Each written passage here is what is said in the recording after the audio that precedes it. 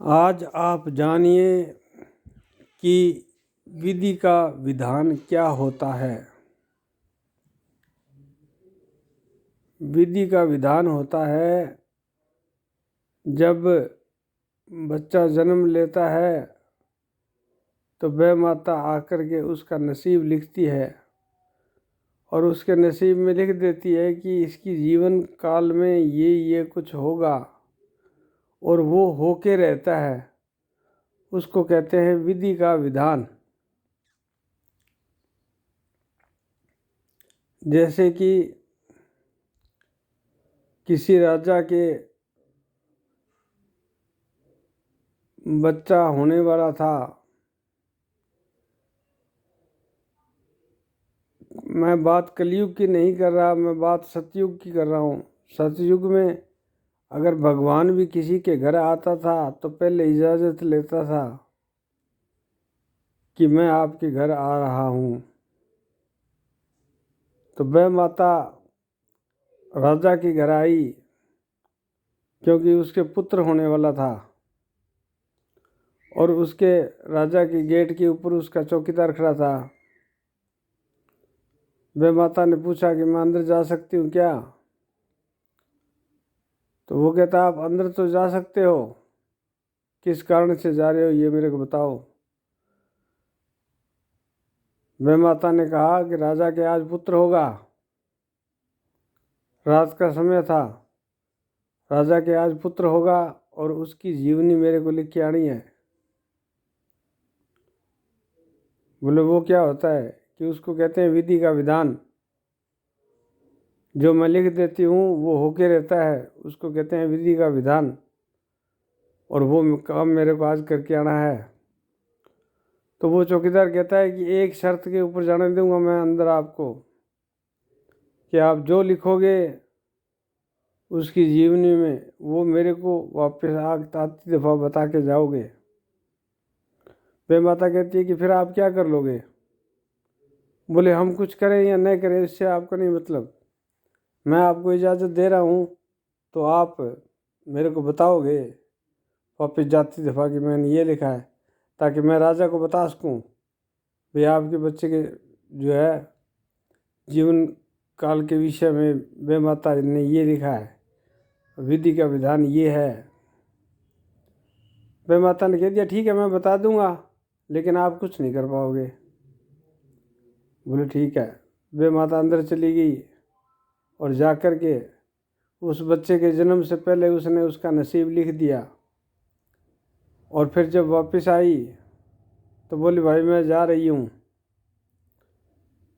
तो उस चौकीदार ने कहा बताओ मेरे को आप क्या लिख के आए हो उसके नसीब में। उसने कहा राजा का बेटा है, इसका जीवन अच्छा बीतेगा,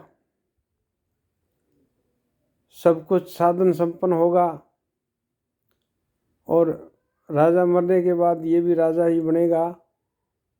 तो बाकी तो कोई पूछने वाली बात है नहीं, लेकिन एक बात मैं कह देती हूँ, अगर आप कुछ कर सकते हो तो कर लेना।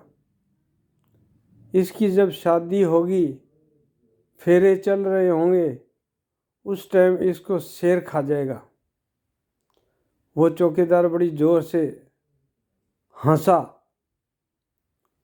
बोले कोई बात नहीं, और तो कोई संकट नहीं है ना इसके? बोले और कोई संकट नहीं है। जोर से हंसा। अरे ये राजा है और राजा की लड़की के साथ इसकी शादी होगी, दो राजाओं की सेना होगी और इसको शेर खा जाएगा जब फेरे हो रहे होंगे उस टाइम? ये नहीं हो सकता। बोले भाई नहीं हो सकता तो आप रोक लेना। ये कह के वे माता चली गई। अब क्या है कि उस बच्चे का जन्म होना ही था, बच्चे का जन्म हो गया और बच्चा धीरे धीरे धीरे बड़ा हो गया, जवान हो गया। राजा ने उसकी शादी रख दी, बारात चली गई और इतनी मिलिट्री तैनात कर दी चारों तरफ कि आसमान से उड़ के कोई न आ सके। और बारात जा कर के वहाँ लड़की आई, माला डाल दी। माला डालने के बाद में फेरे चलने लग गए। उस दो राजाओं की सेना थी जो कि गांव के या शहर जो भी था उसके चारों तरफ तैनात थी, तोपें भिड़ी हुई थी। भाई शेर को अंदर नहीं आने देना। अगर शेर अंदर आएगा तो ही तो इसको खाएगा। अब हुआ क्या कि विधि का विधान टलता तो है ही नहीं। फेरे चल रहे थे, एक फेरा हो गया, 2 फेरे हो गए, और तीसरा फेरा जैसे ही होने लगा उसके हाथ में कृपाण थी दूल्हे के। उस कृपाण के ऊपर शेर की फोटो थी। उस फोटो का जो है शेर बड़ा और उसकी गर्दन पकड़ ली। अब क्या करेंगे? आसपास के लोग हैं जो मारो मारो मारो मारो करेंगे, इतने में तो उसने मणका तोड़ दिया। मणका तोड़ के शेर गायब हो गया। तो इसको कहते हैं विधि का विधान। जो वह माता लिख देती है वो होके रहता है, चाहे कुछ भी हो जाए। उसने जितनी उम्र लिखी है उतनी उम्र आदमी लेता है।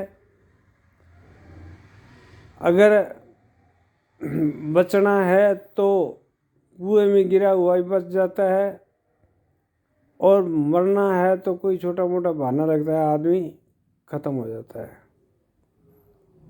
मैं ज़्यादा लंबी चौड़ी कहानी न कह करके यहीं इस बात को समाप्त करता हूँ। जय श्री राम।